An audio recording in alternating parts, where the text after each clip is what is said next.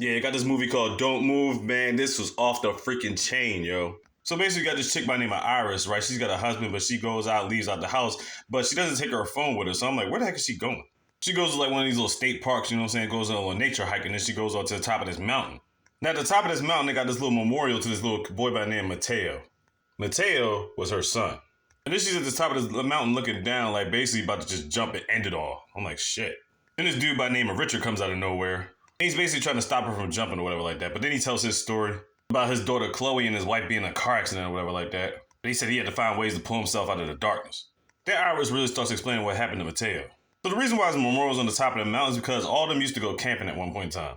They didn't really go into details of how it happened, but bottom line is Mateo was trying to get some wildflowers one night, and basically Mateo got attacked by a damn bear.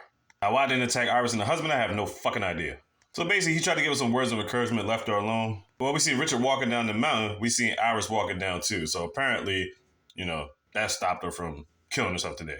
So she goes back to the spot where she pulled up, and both of their cars are like parked right next to each other. Why parked so close to her when there's only two cars there for whatever reason, I don't know. We're about to find out though. So she's trying to get in the car, she can barely get there. He's like, all right, let me try to back out or whatever like that. But she's still just sitting there. And then he starts coming around the other side, right? He's got his umbrella. But apparently his umbrella has a fucking taser on it and ends up tasing her. I'm like, yo. Next thing you know, she's in the back of his car all tied up like with the little hand ties and shit. Now she's got one of the Fitbit joint watches or whatever like that. But the thing is, you know what I'm saying? He ain't getting no service out there in the forest like that. Had she had her phone, her husband might be able to locate her. But I guess he didn't check her pockets too well because she had her knife, you know what I'm saying? The little switch knife in there. Gotta try to cut the ties out, whatever. She cuts herself loose. They start rumbling, going back and forth. She ends up making her crash the goddamn car into a tree. They both get out, but he's slowly trying to chase her around the car. But the thing is, why is he not so quick to grab her?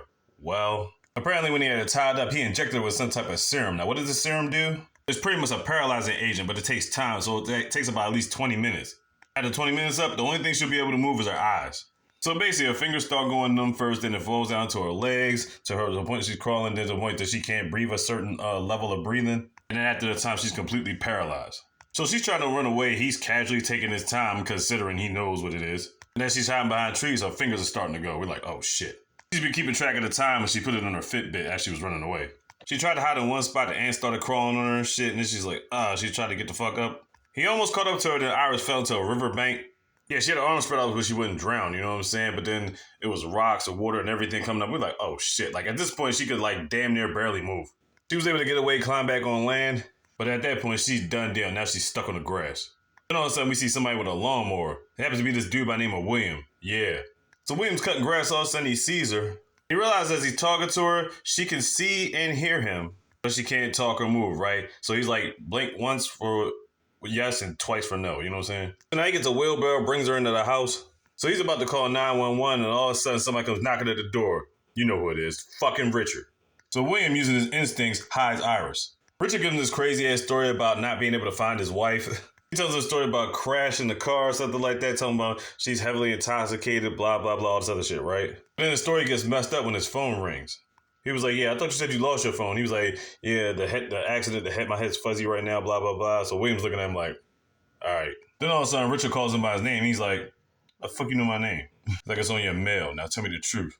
Now, William's been doing a lot of stalling for time, you know what I'm saying? Because he's an old man. He tells him Iris is in the shed, right? The crazy thing is, Iris is behind the couch the whole fucking time.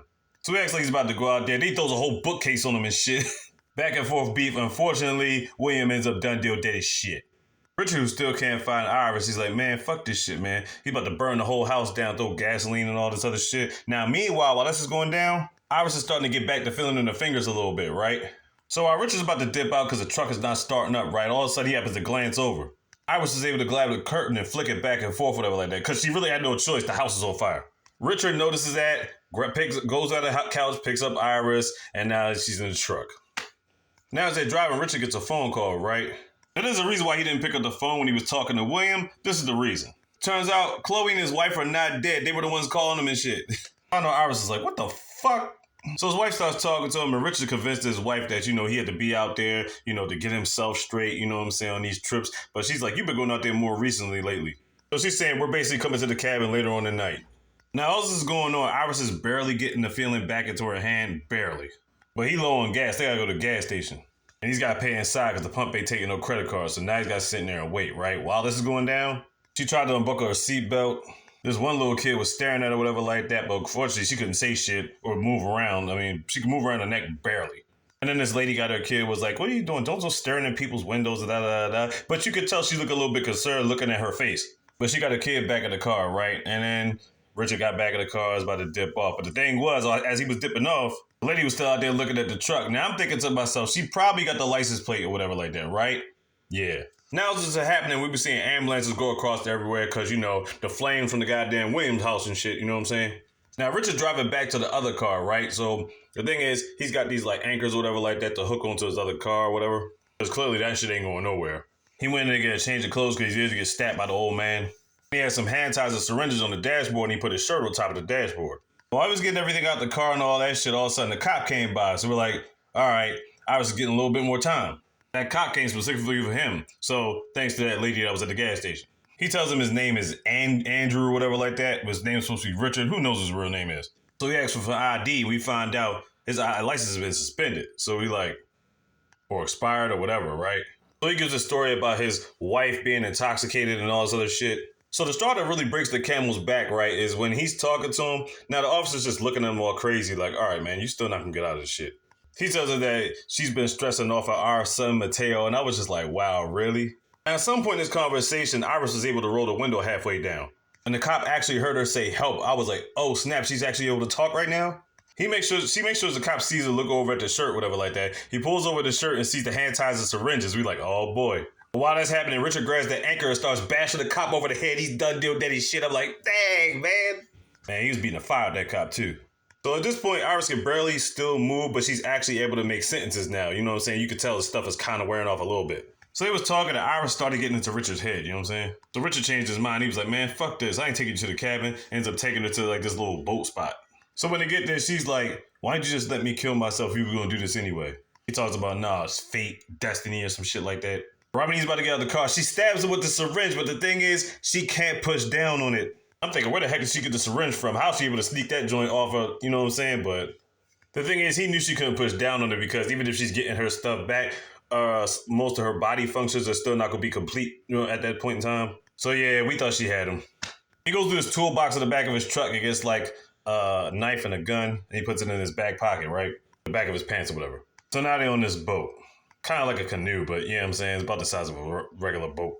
And then while she's on the boat, she starts crying. Now, the thing is, this is progress because she had told Richard that she couldn't cry even after Mateo died. So he seeing her crying was like, oh, you're making progress, whatever like that. So she's not crying thinking to herself that she's about to die. She's crying thinking to herself that, you know, she's finally able to let it out. So basically, Iris asked him for one more request, right? She said, could you get Mateo's boat out of my pocket so you can put it on the water? Because she always carries around his little mini boat. But the thing is, she told him it's in the other pocket. Now, while he was digging in the other pocket, she was able to get the knife and stab it in his neck. It was like, oh shit, she's actually be able to move her functions around a little bit more. Then he pulls the knife out of his neck and then tries to shoot her, right? And she ends up kicking him off the boat. Now, keep in mind, hands are tied up still. Now, when she kicked him off the boat, the gun fell on the other side of the boat. So she's trying to grab the gun as he's trying to get back on the boat. She's shooting wildly, but ends up shooting him off of the daggone boat. So we're like, oh, he's about to be done deal dead as shit, right? Now, she's shooting wildly because her motor functions aren't 100%, right? Then all of a sudden, we see water getting in the boat. We're like, oh, man. The thing was, when she was shooting wildly, she saw 2 holes in the boat. And because her arms are tied up, you're thinking, oh, my God, she's about to be done deal. So she holds her breath. All of a sudden, the boat goes under. Then all of a sudden, she pops up out the boat, you know what I'm saying? Pops up out the water, you know what I'm saying? And then swims to safety with her arms tied somehow. So we're like, okay, she finally got her motor functions back. She gets up to the dock and she's just sitting there. Then all of a sudden, we see Richard swimming on the other side, getting to the thing. We're like, this motherfucker's still alive. So we see her walking toward Richard. So clearly, she's got her functions back. Then she puts her knee on his neck and then she says, thank you. But now she don't want to commit suicide no more. So that's why she said that. And then she pretty much walks off and that's the end of the movie. I was like, yo. So if you're thinking to yourself, she left him alive, was like, nah, he's pretty much going to bleed out. I ain't made it back to the shore with a knife through his neck and fucking bullet wounds. I have no idea. But bottom line is, he ain't going to last long. The tension in this movie was freaking crazy, yo.